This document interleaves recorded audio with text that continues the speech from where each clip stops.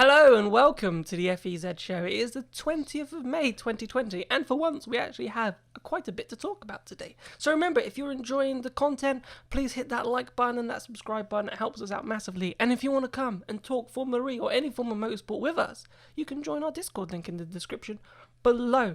So joining me on the show today is the one and only Edwin Hunter and Jack Pickering. Morning, boys. Good morning. Hey. Although I'd like to clarify, we're two individuals. We're not both the one and only. Yeah, I know. Well, to be fair, That's just me being pedantic.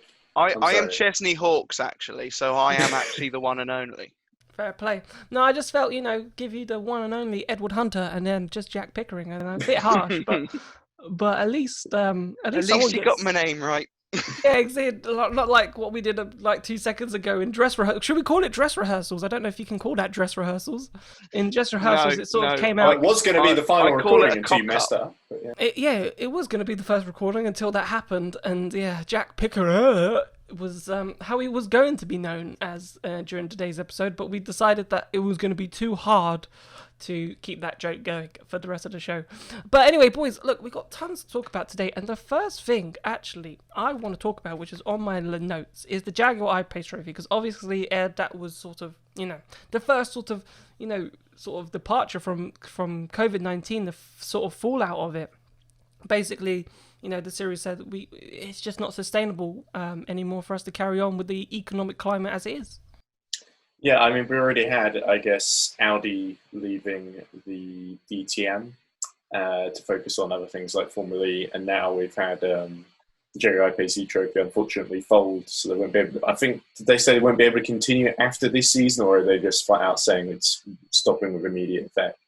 They are stopping at the end of this season, so they will race this season, but yeah, and going into next season, no more iPace trophy. It depends if they can organise with the if there are any rescheduled rounds to finish off season 6, whether they can organise an eTrophy race as well. We'll see. But yeah, it's a little sad. I think it was nice to have a support race, but at the same time, I think there were some serious issues. Because I was reading up, it was like for a single car entry, it was £650,000, which is frankly exorbitant, and I can see why. Like in the first season of iPace eTrophy last season, they had TWR Techeetah, who had a one-car entry, and they were able to do like half a season before basically really, right, this is too expensive and it's not really worth us doing, so they pulled out, unfortunately. And so it seems like the only teams that were able to enter were really rich ones, like, I don't know, the Saudi Arabia team or the Brazil or China teams.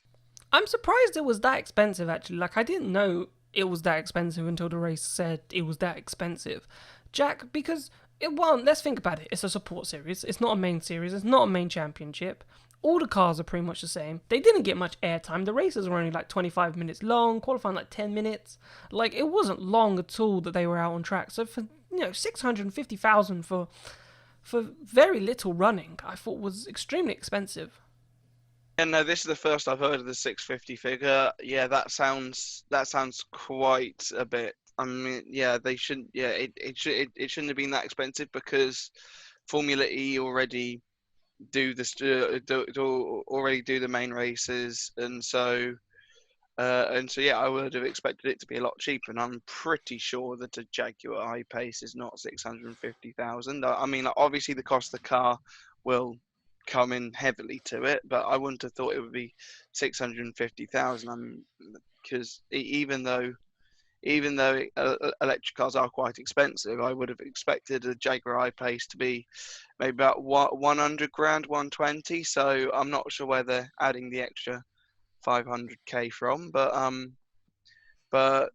yeah, no, it is going to be a disappointment to not have it, but I'm sure there will be another series that will now run alongside Formula E. So yeah, I'm excited to see that come along, maybe season 7, season 8.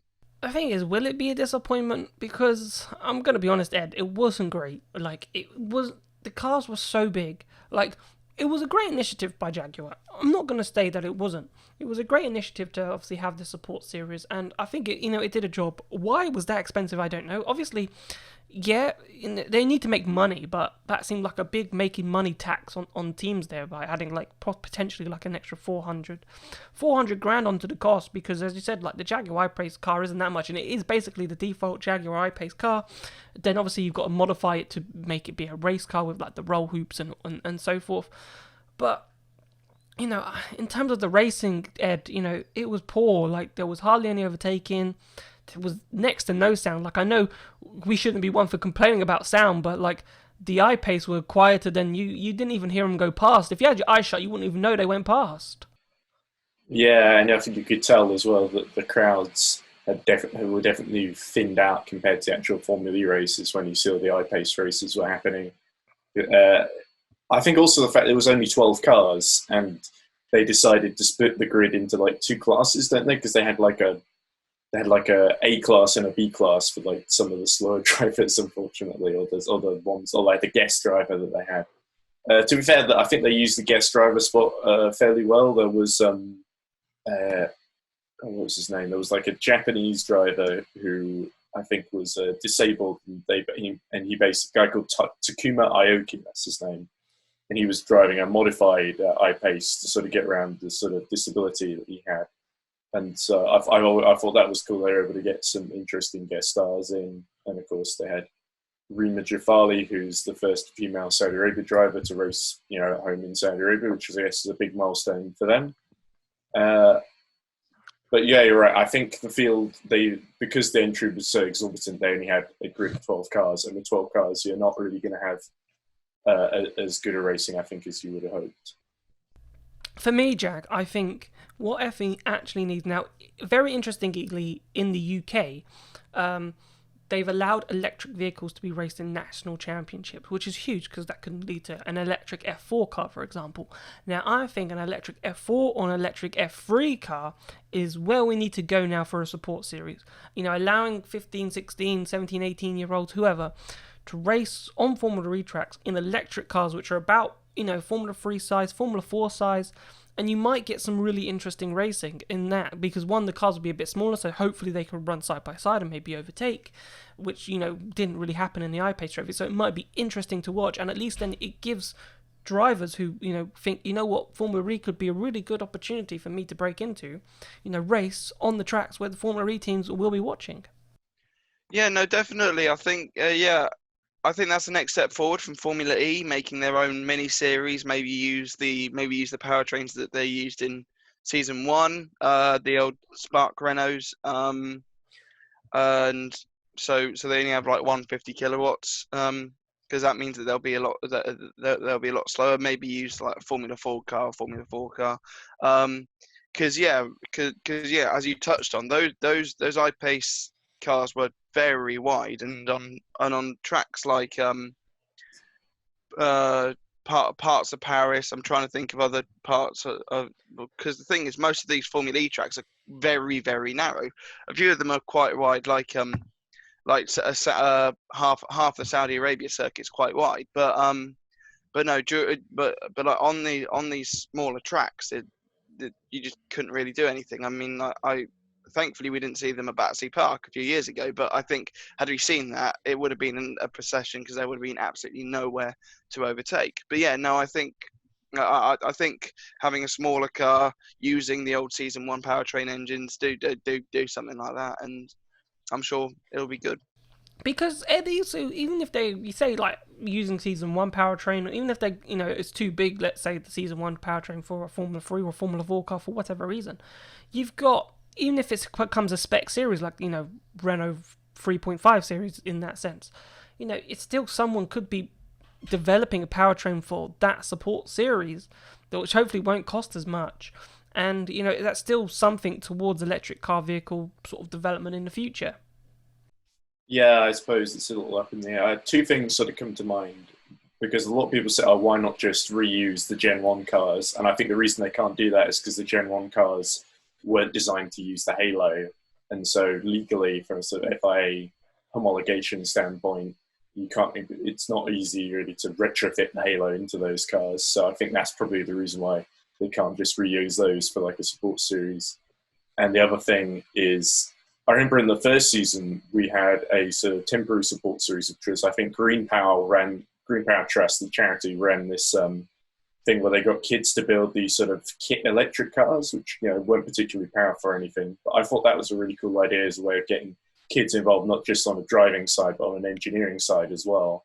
And it was a real shame that I guess again it was sort of money issues that ended up them stopping doing that. And I think Green Power still runs those events, but sort of at sort of random venues and schools and stuff. So not at formally events. It was a great initiative. I remember being at the in the UK because it was out there for the Battersea Park. I went to a press conference, and I thought, man, I would have loved to have been in an opportunity to build a car basically and take it to a racetrack and actually race it on the racing event. Unfortunately, they were super slow.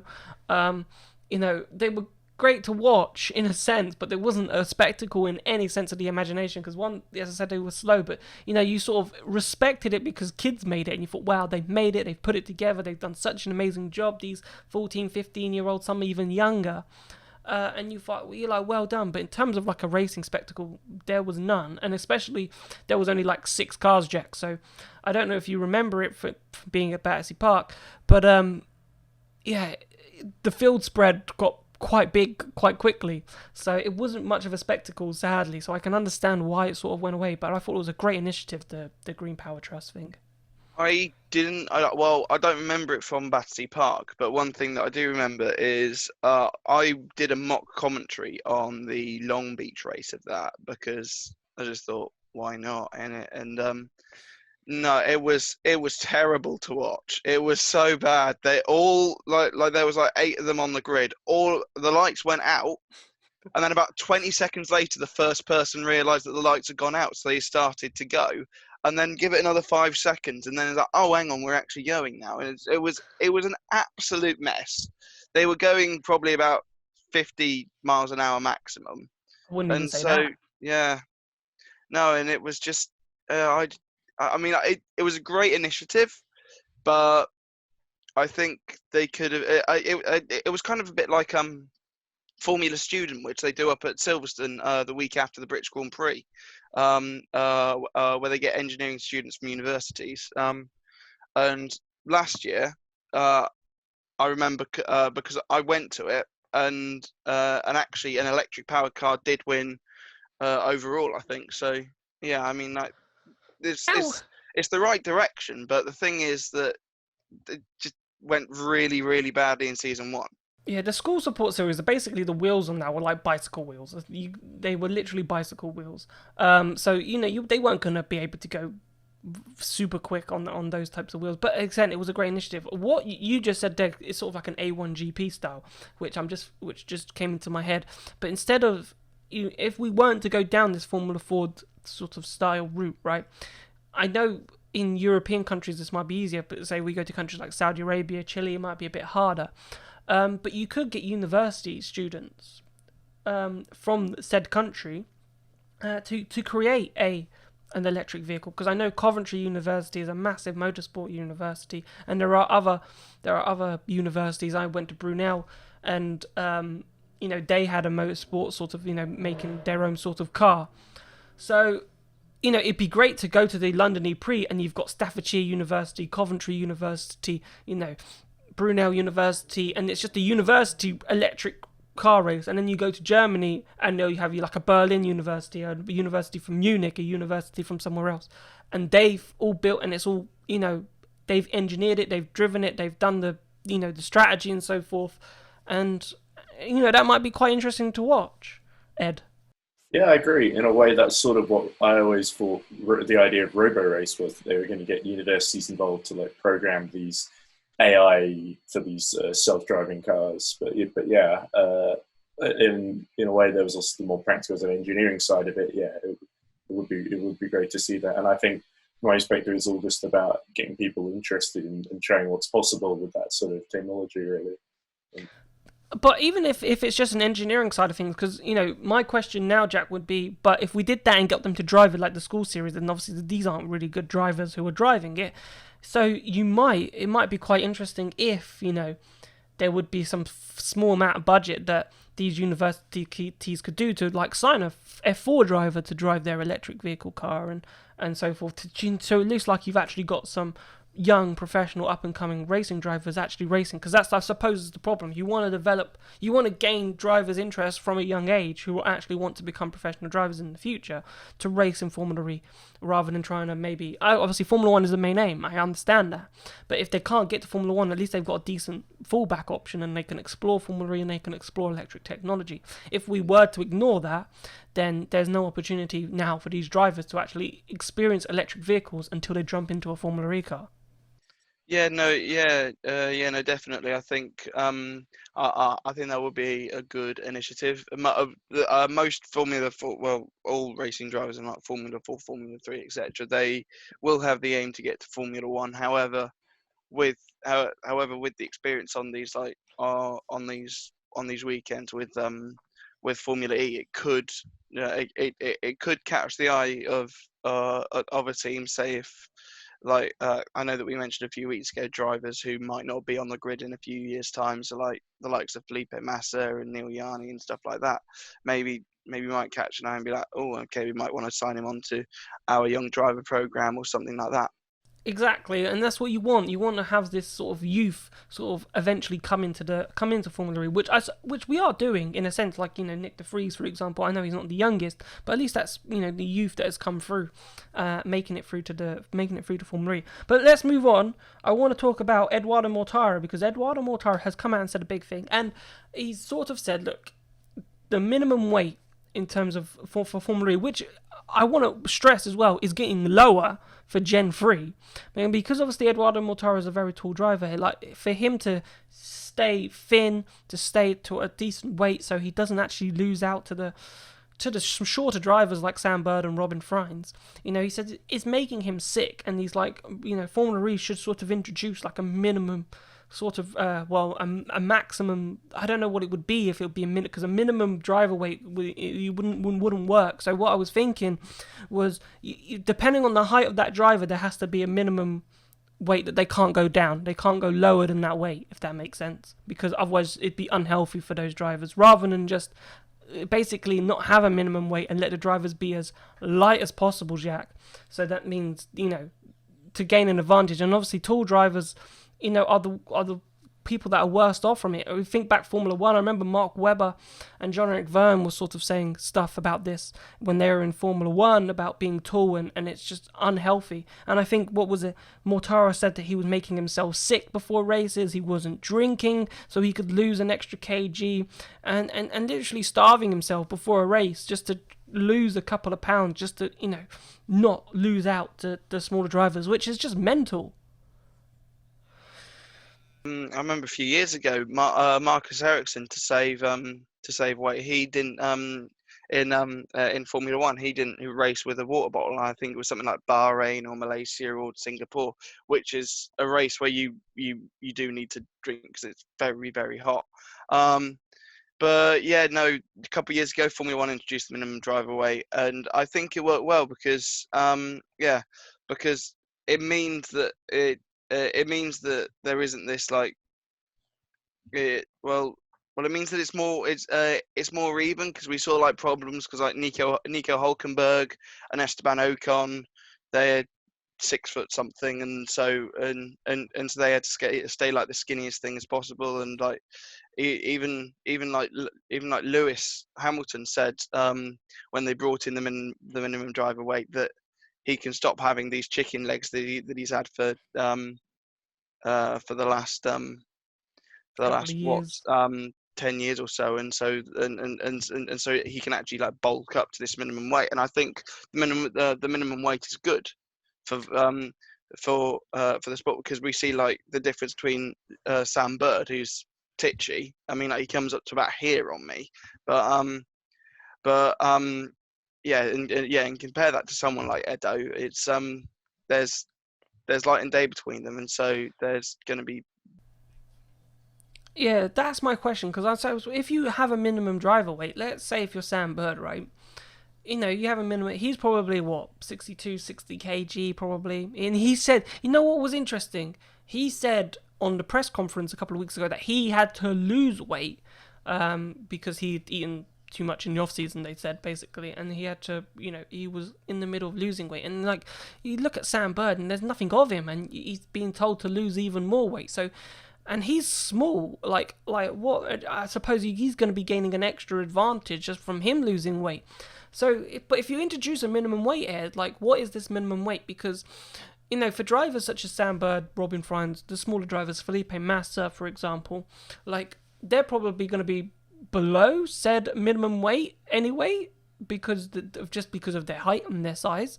Whereas if you have Edoardo Mortara, like what would be a good minimum weight for a 6 foot? Really, that's about 70 kilos, maybe a bit more than 70 kilos. But if you put that as a minimum weight, then the likes of Sam Bird, for example, they're going to have to put on mega weight to reach 70 kilograms. Yeah, and these aren't Hollywood actors like Christian Bale who are good at just losing and gaining weight randomly for roles. They're racing drivers and athletes, and sort of you think, yeah, okay, drivers, they want to be competitive and they want every little advantage they can get. I can understand that, but at the same time, I'm sacrificing your health. You shouldn't be in a situation where they're having to sacrifice their health, not eating and drinking, force themselves to be sick to do that. I think that's a little bit of it's too far in my opinion. And the minimum weight, yeah, it's a solution for the taller drivers, but like you say, maybe it creates a problem for the shorter drivers as well. I think there's definitely a balance to be had, but I just when you hear these stories, and it reminds me of I think it happened. I remember hearing one story about the one that sort of forced the minimum weight thing onto the agenda in Formula One was when John Verne basically collapsed after a race at Abu Dhabi, and where he, I'm pretty sure it was some. Oh, was it? I read Abu Dhabi or Australia. It was the beginning of one season or the start of another, and basically he just hadn't been drinking or eating enough, and gotten so thin that he basically couldn't get out of the car after the race, which is really not an acceptable state of affairs. And I just wonder how bad it has to get before someone actually does something about it, so whether people, the FIA or race officials, will actually heed Edo's warning, basically. Because the thing is, for me, right, the science is there. It's not like the science isn't there. Like, everyone knows if you're this height, this is the optimum weight you can be, right? Before becoming like underweight. And you can be in the underweight section, and I suppose most Formula E drivers, most racing drivers will be in the underweight section. But there is a point, even there's science with the BMI stuff that says, like, if you're here, this isn't good, right? You're literally like anorexic if you're in that state. So that's why I'm thinking, instead of introducing like a minimum weight, why don't they just use the science? And if the FIA say, right, you have signed Edoardo Mortara, he is 6'4", therefore he can have a weight no less than 71 kg, and if he goes below 71 kg, that is a fine. So he must maintain his weight at 71, because that is a healthy enough weight for him to race and not make himself ill. Whereas if you sign Sam Bird, right, so Sam Bird's minimum weight is 58 kg because of his height of 5'4", right? So he should not be below 58 kg, and if he goes below 58 kg, then fine. So something has to happen, and so at least the teams keep the drivers at healthy weight. It's not like the science isn't there, Jack. It's all there. We're taught it. Kids are taught it in the UK and probably around the world as well about the BMI and the healthy eating scale at a young age. So the science is there. And yeah, I think that they should kind of take it into account. I mean, because drivers getting ill after a race. I remember Jaime Alguersuari back in season 1. He fainted after the race in Moscow. And I almost said Mexico, but yeah, no, it was Moscow. We just haven't been there in a while. But no, he fainted after the race in Moscow, and then decided to call time on his career because he didn't want any more health problems. So yeah, I mean, that makes complete sense. Which is such a good example to bring up. Like Jaime Alguersuari, I technically forgot, but then as soon as you mentioned it, I was like, oh, I remember. This is why he ended his motorsport career and decided to become a DJ effectively, and move his music career, Jack. Yeah. So yeah, a really good example, and that's exactly what we don't want, Jack. Yeah. No. Yeah. I've never been to a Jaime Alguersuari concert, but one day. One day. Exactly what we don't want. We've lost too many drivers to the music industry. To the music industry. There's probably more that could probably go into the music industry. Just no one listened to Jacques Villeneuve's single. Oh God, no. Has he actually made a music? I didn't know that. No, he thought made Daniel it years App ago. would be the next one. Daniel App would be the next one we'd lose Jacques music. Jacques Villeneuve made one years ago, and it was awful. It was plain awful. So yeah, don't listen to it. I want to hear Max Verstappen's rendition of Super Max. I think I want to hear that. Oh my God, yeah, because the Dutch have made a song for him. So imagine Max Verstappen singing that. That might be quite funny, and it'd be pretty. Doesn't matter really, but it'd be pretty fun to watch on. But anyway, that's right. Final topic that we want to talk about today is the Race at Home Challenge, because we've got some interesting news, and rather than wait until Friday, we thought we'd talk about it today, because to be fair, even when we come to Friday, we might not know what's going on. So we found out something interesting that we've been talking about DLC for ages, and it looks like it's on the way, Ed. And I know you've been the most pessimistic person about DLC. Well, that's kind of my job on this podcast. Formula E have come out and said to the sim racers on Discord, and have said, look, there is new content coming, right? And they've asked for all their Steam ID addresses, okay? And I've been talking to, and even I've been verifying this with other sources. I've been talking to Tobias, who's been talking to some German sim racers like Lucas Muller, who's in the series, and he's agreed, like, this is what's happening. He's ratified that, and so it looks like that they're going to give their Steam ID addresses, and when this DLC is ready to drop, they're going to get it for free. Lucky them. But what I thought was interesting, Ed, was the lack of plural on tracks. It just said when this track is ready. So we might only be getting one track that will be new, which is better than nothing, I suppose. But that means we will have to repeat tracks again towards the end of the season. Yeah, probably, unless they just reuse this one track several times to sort of compensate for the fact it's not been there the rest of the calendar. It's good to hear. Like I said, I was skeptical because I haven't seen it yet, but I'm glad. I did sort of hope in the back of my mind that it was going to happen, and we'll have to see which track it ends up being. The rumor was that it would be Mexico, but we'll have to see on that. I think it's positive, and it's something. Like you said, it's only one track, but I think realistically, the best we can hope for would have been one track, given the time that they've probably had to make it. To be honest, I'm trying to think now, Jack, that we don't know if it's one track. It could be multiple, but from what was said in the little quote that we got from Formula E is that it was a singular one track. It was just when track is ready, and the qualifiers are currently at electric docks, and it might not be ready. It might not be ready by Friday, and Formula E are just going to have to race at electric docks this weekend simply because it's not ready.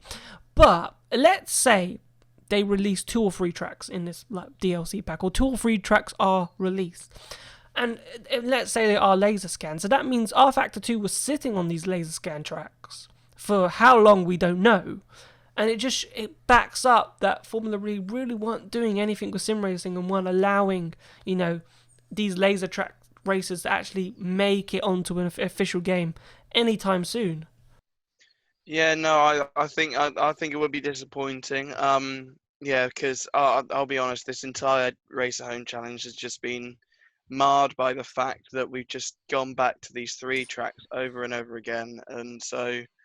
Yeah, I just don't like that. But the fact that it does look like that we're getting a track, it's it's good, but it's too little, too late, really.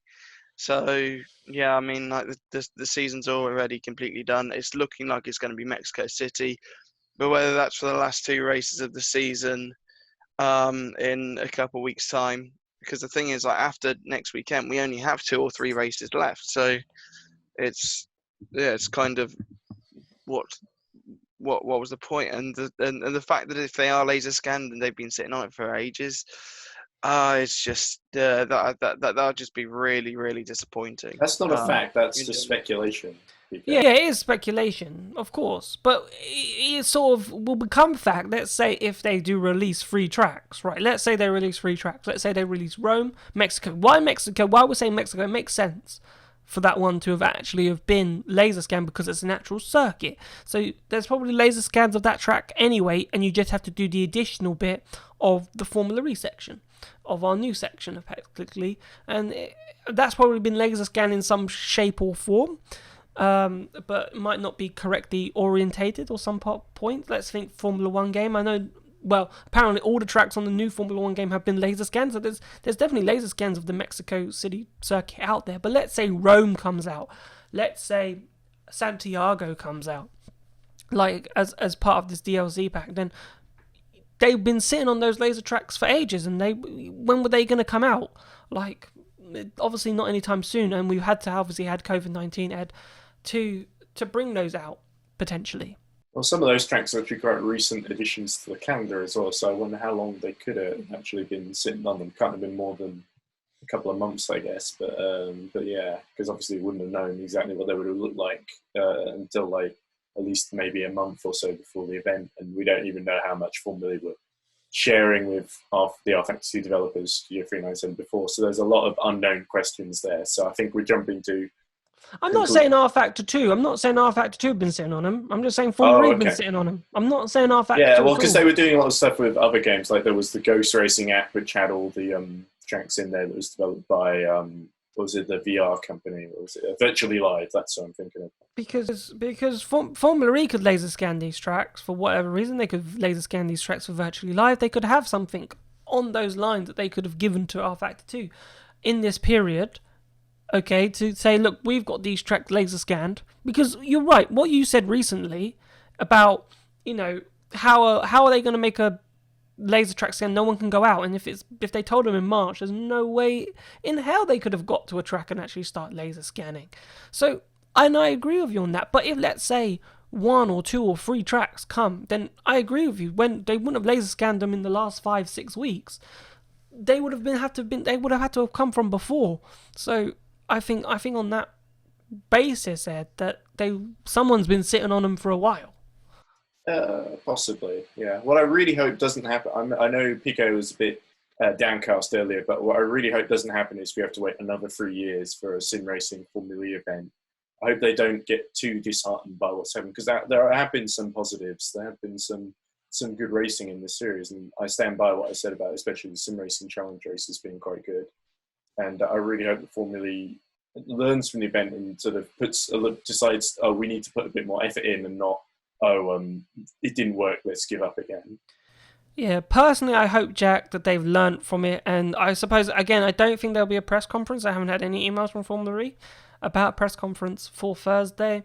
It's not like I will email them. I have emailed them, but they've just said no. So, and I'm probably thinking because there's no track at this precise moment, so there's not much to hype out, and we're waiting till Friday to announce it, because if it's not ready, then they can just say electric docks, and so they're giving them as much time as possible to announce it. So hopefully next week there will be some form of press conference, and then we can find out what their intentions are going forward.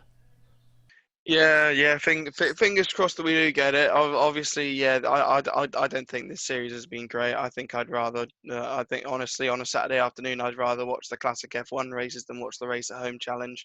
But yeah, I think and yeah, the fact that we go back to these tracks has really played a part in it. But no, if they do go, if they do end up going to a new track or something like that, then yeah, sure. I'm sure this series will pick.